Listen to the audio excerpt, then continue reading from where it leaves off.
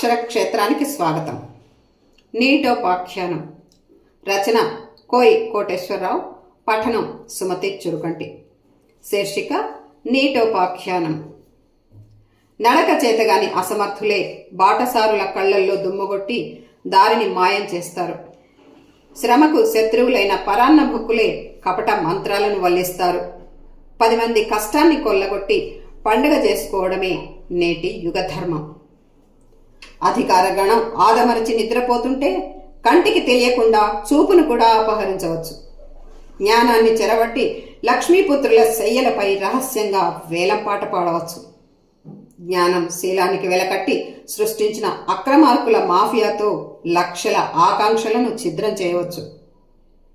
లీకువీరుల స్వార్థతాపంతో చెలరేగిన ఈ నిశ్శబ్ద భూకంపంలో కుప్పకూలిన స్వప్న సౌధాల శిథిలాల నడుమ బిక్కుబిక్కుమంటున్న కన్నీళ్లు, చౌరస్తాలో ప్రతిధ్వనించే ప్రశ్నలకు చెవులు మూసుకుని గుంజీళ్లు తీస్తే లాభం లేదు.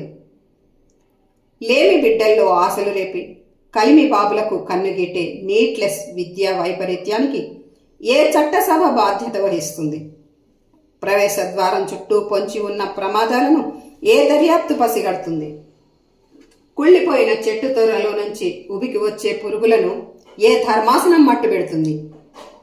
ఘనత వహించిన మేధావులారా, విశ్వవిఖ్యాత ప్రభువులారా, మేలి విత్తనాలను, తాలు గింజలను జాగ్రత్తగా ఎలా జల్లెడ పట్టాలో మా ఊరి పొలంలో పచ్చని చెమట కాలువై ప్రవహిస్తున్న కూలి తల్లిని అడిగి తెలుసుకోండి.